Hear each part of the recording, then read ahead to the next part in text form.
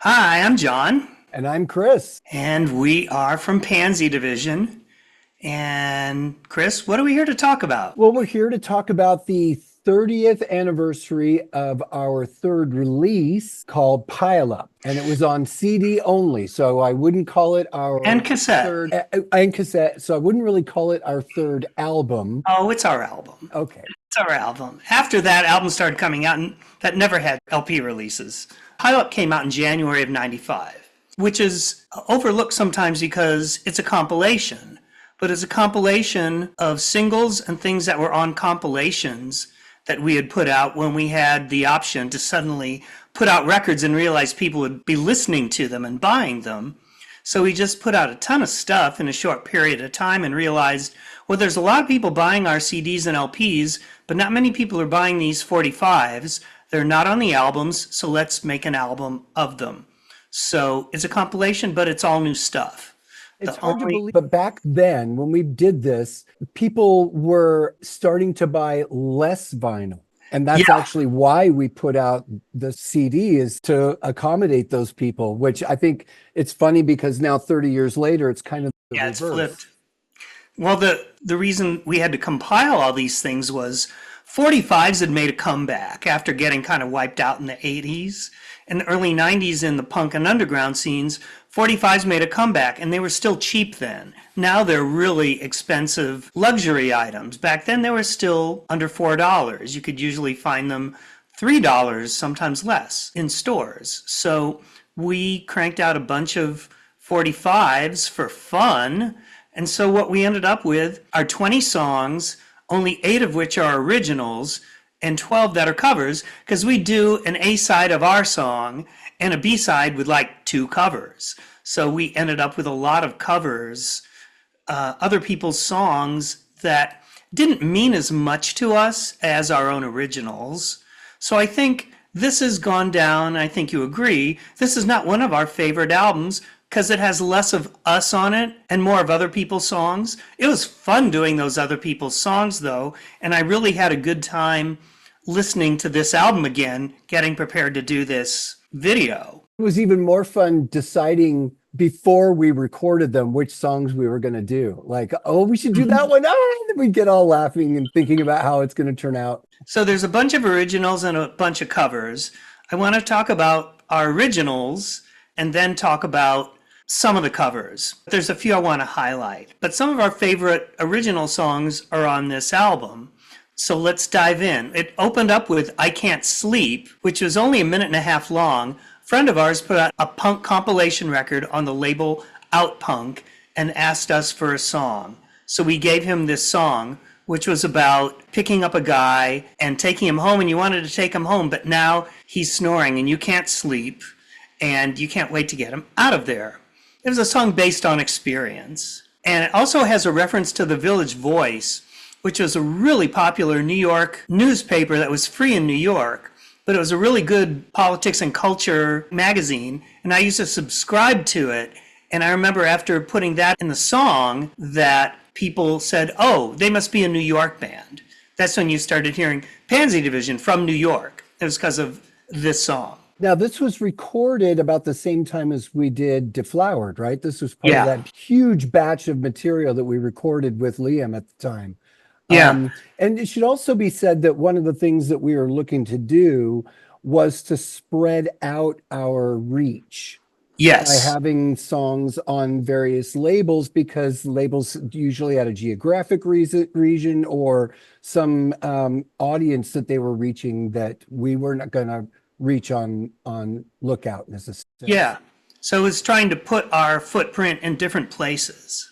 Right. But then I realized how many songs we had out and how many songs of ours people weren't hearing because of that. So that's how we ended up doing this record.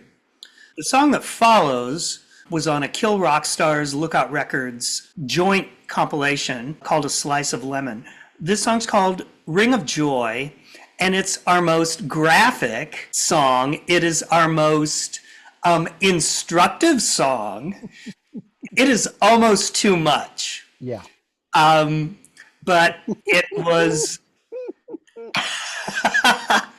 Yeah. It's about exploring your asshole. And we tried to make it sound cute.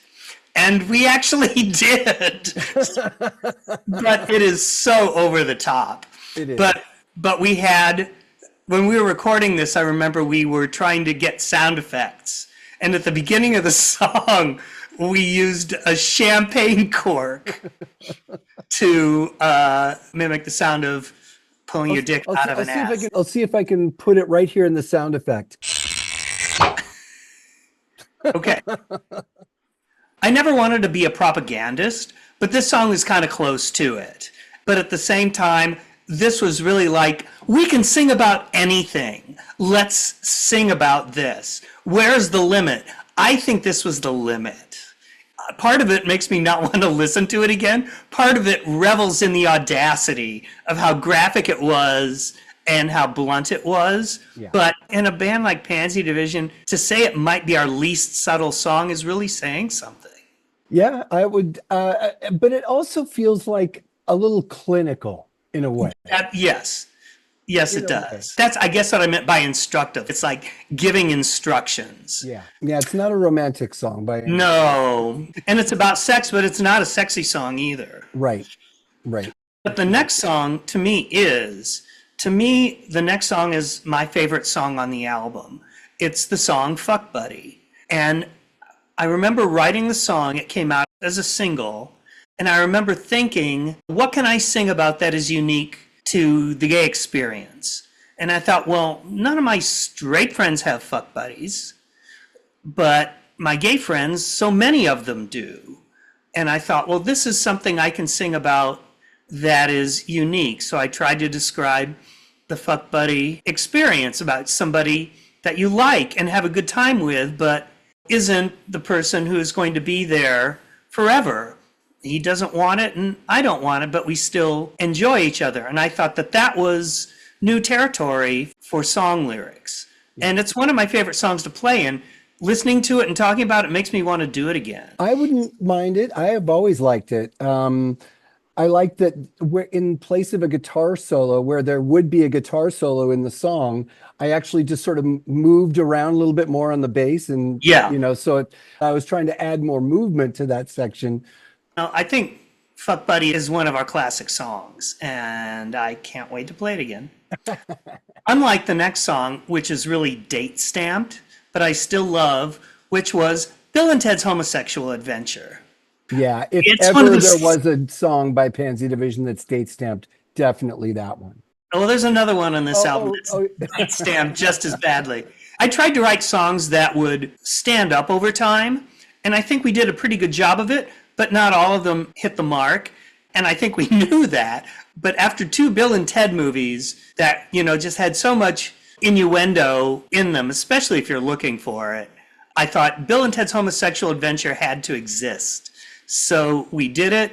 There's an outrageous video that you can find on our website, way too X-rated to be on any place like YouTube, which was a hit of a lot of gay film festivals.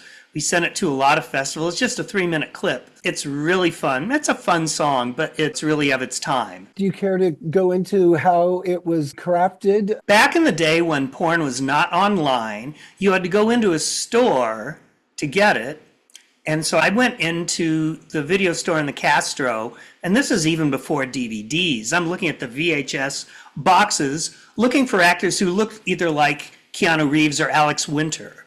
So we did better with an Alex lookalike than a Keanu lookalike, but we have guys who look like them in the video simulating what we're singing about. And it was so much fun. They did make a Bill and Ted movie not long ago, but it did not revive Bill and Ted Mania, but I'm not going to bring it back.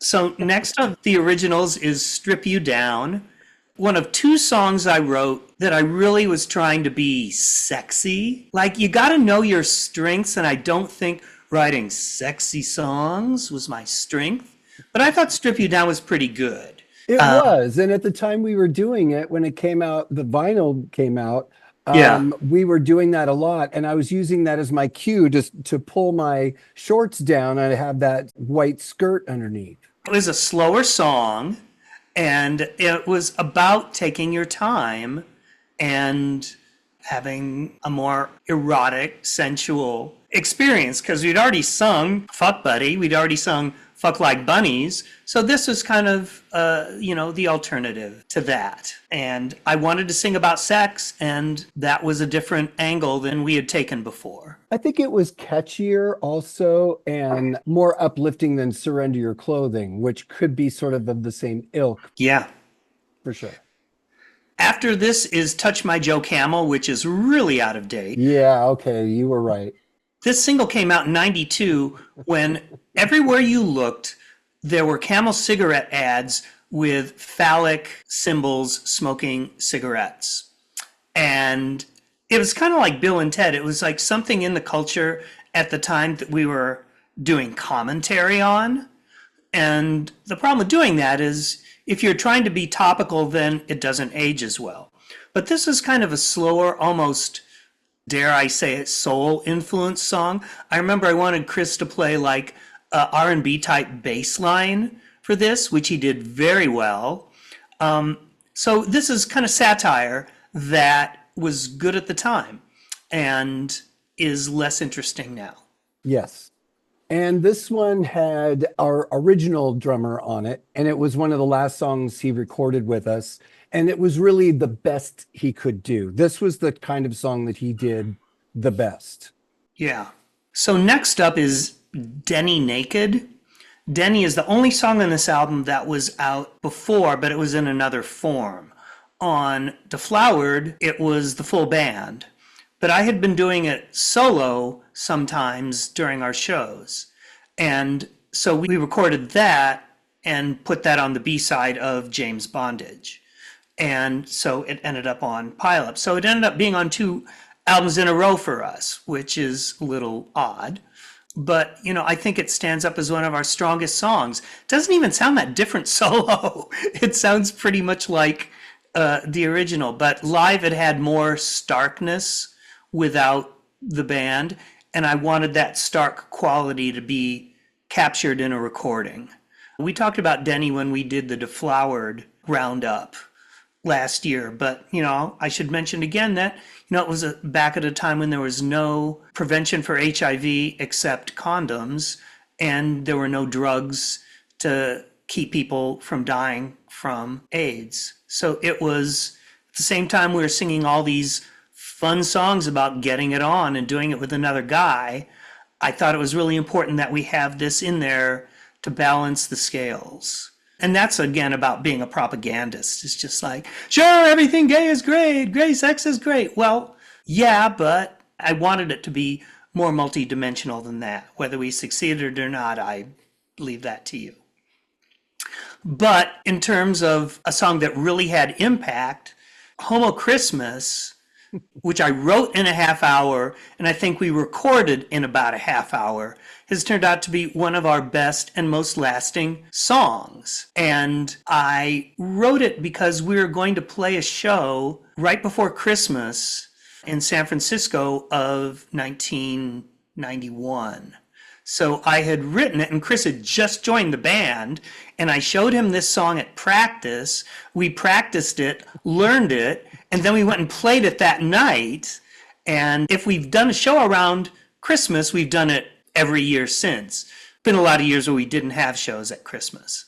And I wanted to have a gay Christmas song that really was really gay and just really celebrated being together and happy despite how miserable your family might make you at Christmas. I wanted a joyous song, and it's had more life to it, more legs than I would have guessed, or I might have spent more time working on it. But it doesn't matter because I'm really happy with the way it turned out. So some songs come with little effort, some songs you have to labor over. This one was one that burst out fully formed. Well, and even talking about has it aged well? I think it really has, because even the line "Don't be miserable like Morrissey" still goes down easy. So relevant. So relevant. I once thought we should do a parody of the Smiths. Please, please, please let me get what I want for Christmas. There's still time. So I want to talk about some of the covers on Pile Up because some of them are important. So one of the songs that I'm most proud of the covers is a song called Cowboys Are Frequently Secretly Fond of Each Other that we did not write, but that I had found on a compilation record on a New York label that put out poetry and oddball stuff by the gay poet John Giorno. And he had had people on these compilations like Laurie Anderson and William Burroughs, but there'd be some music. And this song is from 1981. It's written by a Texan named Ned Sublette. The original version's really quirky, played really strangely by arty downtown New York musicians of the early 80s. It's really off the wall, and it's kind of a waltz that's kind of electronic. And then we stripped it down and made it into a rock song. So I always thought that this was a great song to be found and brought to people, and we did it. But Ned's version has never been available. I've met him and I've talked to him. I love his version. He's never let it out. It's if you find one of these old compilation records that it's on, you can hear it, but otherwise you can't. He doesn't want you to, and I've tried to get him to put it on YouTube, and he doesn't want to. And apparently there's a version recorded before that I've never heard from late 70s. But Willie Nelson covered this song in 2006. And I was like, wow, gotta love Willie Nelson. He is just... And I wonder how he heard the song. I'm sure he heard it being in Texas. It's like the kind of song that gets passed around by word of mouth. So the original song has 3 verses and 3 choruses. The choruses are all different. So Willie put out his version, and it only has 2 of the verses, and it has 1 chorus that he repeats twice, the first one. Our version is the whole thing, which is a lot more lurid than what Willie sang. So fast forward to this past year, Orville Peck, who I love, put his version of it out, but he did the Willie version. So half the song is basically missing in action. I mean, the title says it all and explains it in really colorful detail. So I think we need to re-release this song as a single, not to one-up anybody, but just to get the complete version of the song out there, because it's really a great song, and I'm really glad that we covered it. I felt at the time that it wasn't necessarily going over well live when we tried to play it live. No. Because we tried to play it before we recorded it. And I was hoping it would go over better because I really enjoyed when you played me the Ned Sublette version. I thought, wow, this is going to be a fun song. But I think it was a slightly on the longer side, and maybe doing it as straight as we did maybe didn't give it as much interest over the length of the song, but it doesn't blossom as a song. It does what it does, and then it's over.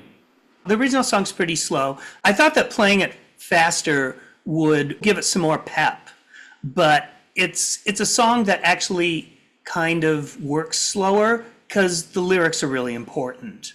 And I think it was harder live to get the lyrics over, played with the whole band. But that's why we have a recording, and I think the recording is good. So next is a song that I have mixed feelings about. We did a cover of Liz Phair's Flower, and part of what bugs me is I got the lyrics wrong, and some of the lyrics wrong, a couple of lines. But the original is double-tracked lead vocal, no lyric sheet, really hard to understand. This was a song that was great to record, impossible to play live, because in the recording studio, I'd sing a line, take a breath, sing another line. It's a song that goes really fast, and there's really no place to take a breath.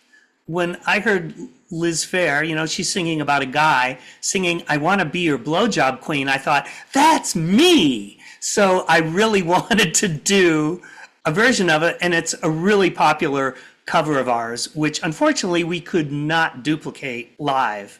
Yeah. But a lot of people have asked for it over the years. There was a point, I think in 97, when Luis joined the band, we had the sound man play the recording of it, and then we mime to it. And then we switched instruments while the song's going. Yeah, we do it as an encore.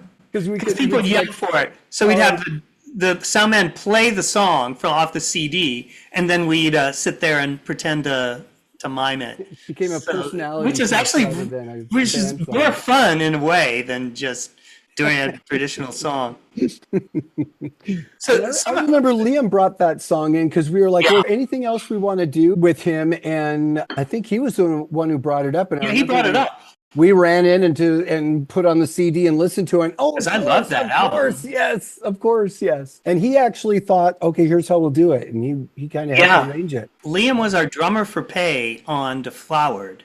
And some of the songs that we recorded then ended up coming out on singles afterwards, like Flower, which was another B-side. Yeah. But some of the songs that, like the next song, Real Men, it's a Joe Jackson cover. I always thought, man, that, I don't think Joe Jackson's gay. He's been married to a woman, but he's had a couple of songs that are pretty insightful about the gay scene. So I don't know what his relationship to it is. But Real Men, I thought, was just begging for a pull the pin and rip version. And we did it. And that is as fast as I can play. That is as fast as I can sing. But we fucking nailed it. Yeah, and we did. Left out a verse. But Yeah. I think it works better to make the theme of the song. And that album came out the year I came out.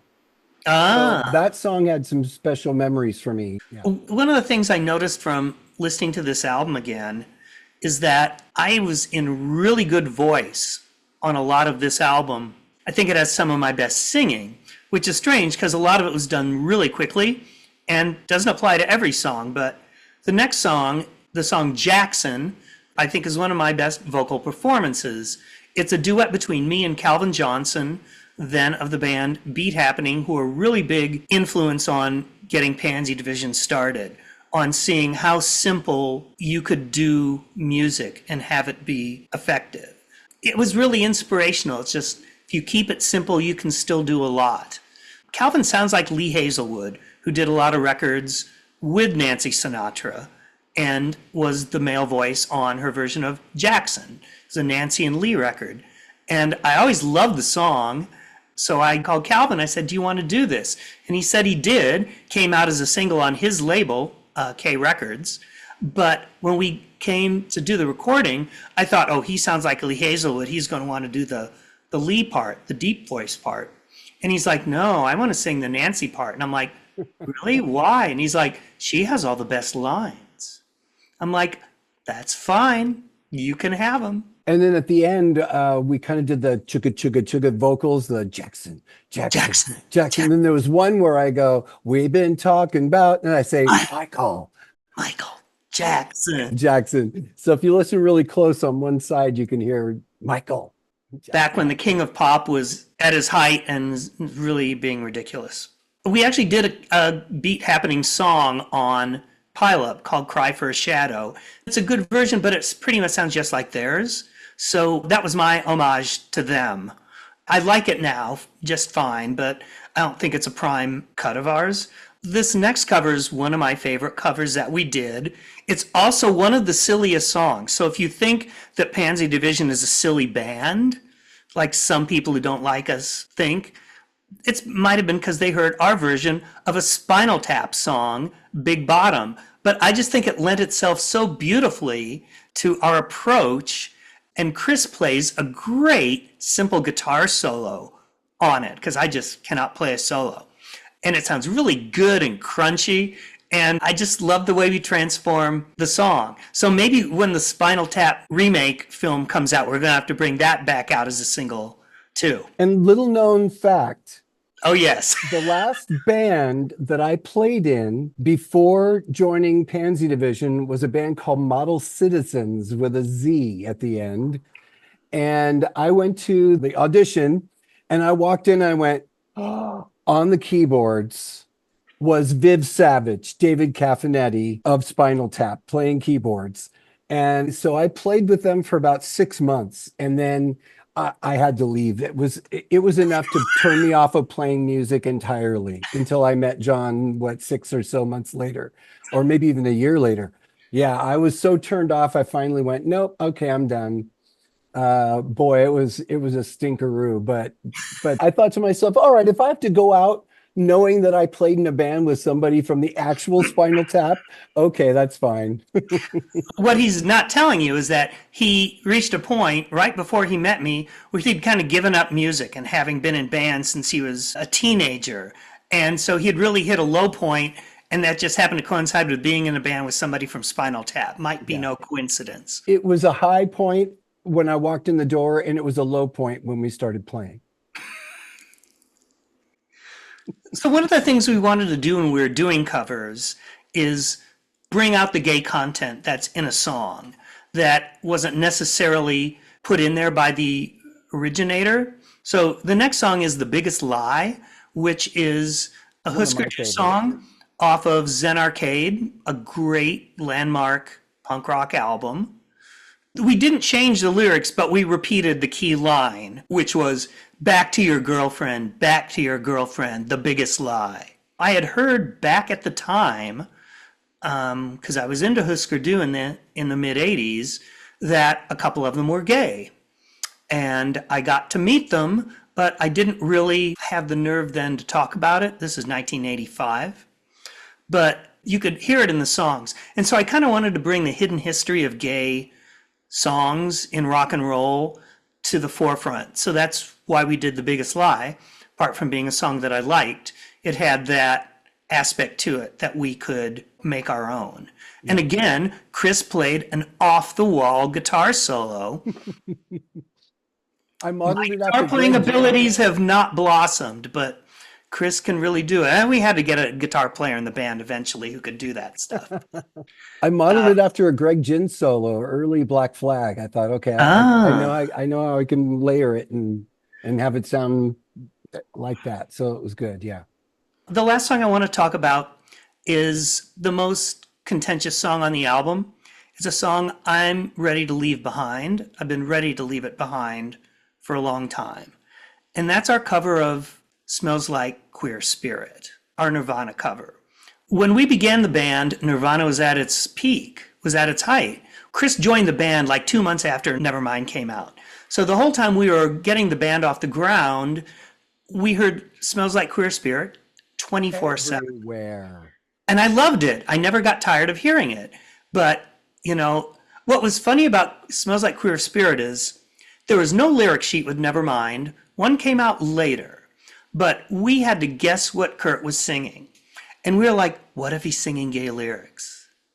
And it looks like he came up with these lyrics at random. So I thought, why don't I come up with some lyrics at random and bring in the gay angle? I don't think it worked.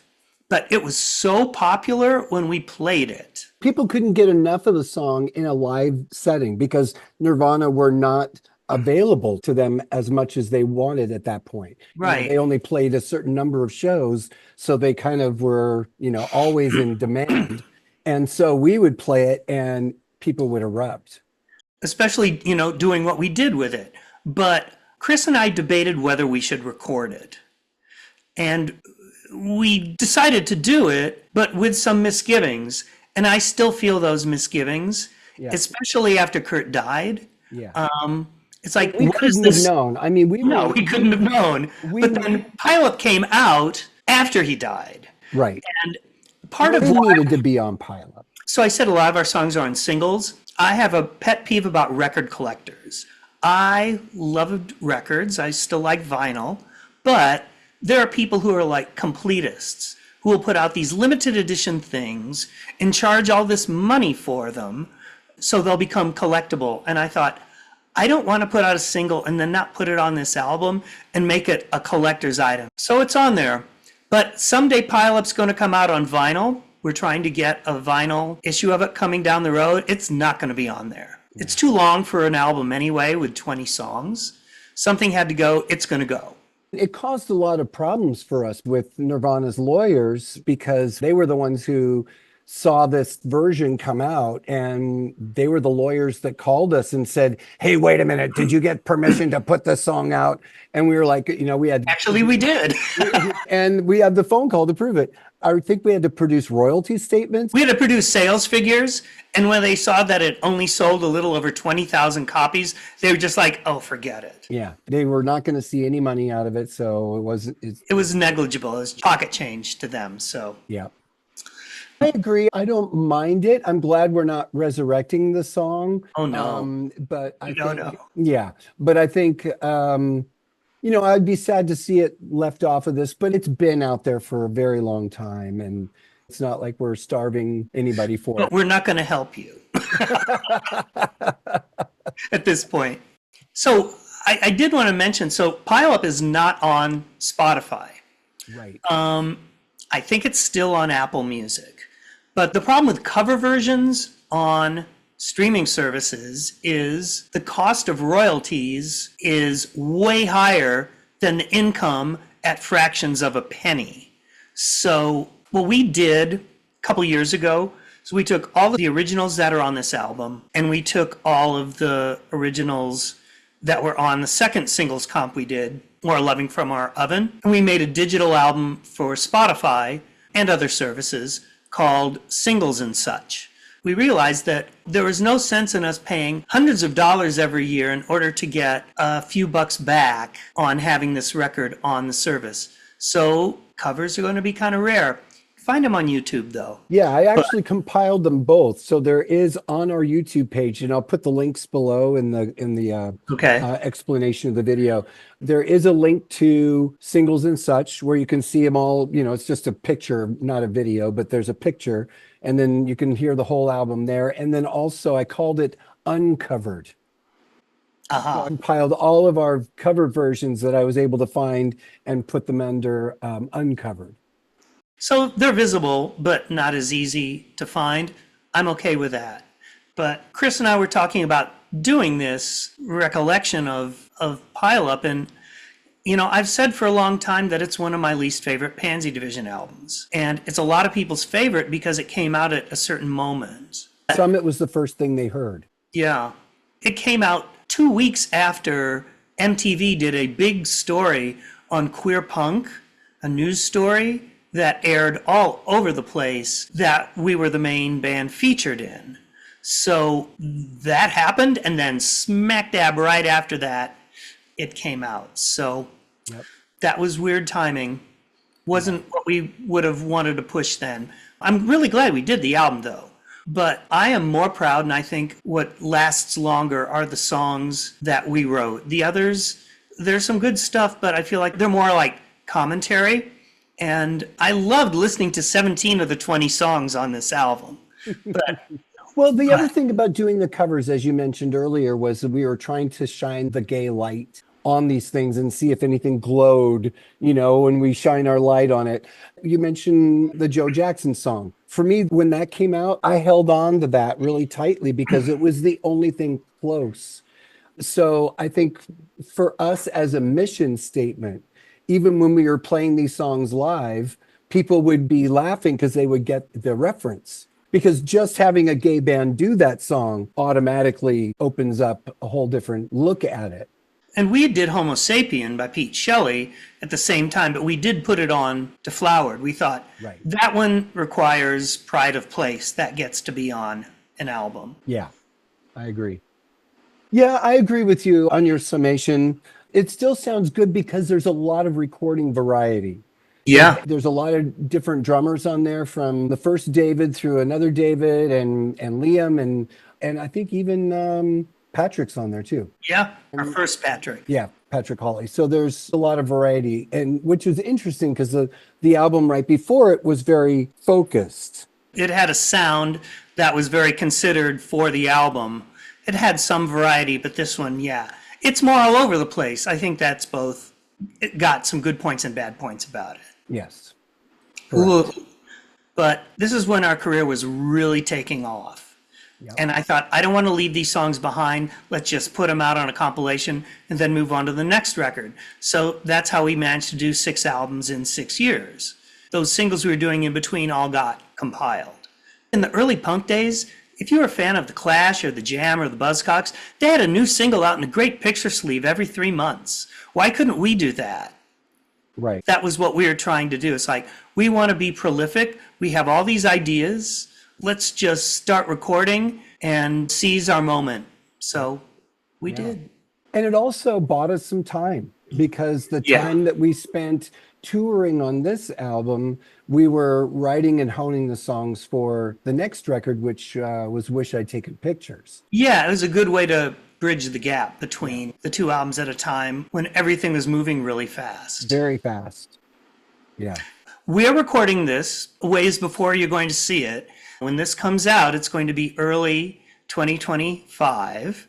So I want to say on April 19th of 2025, we're playing our 1,000th show in San Francisco at Bottom of the Hill. So if that sounds like something you want to go to, here's your advanced warning. Yeah. See you there. Bye.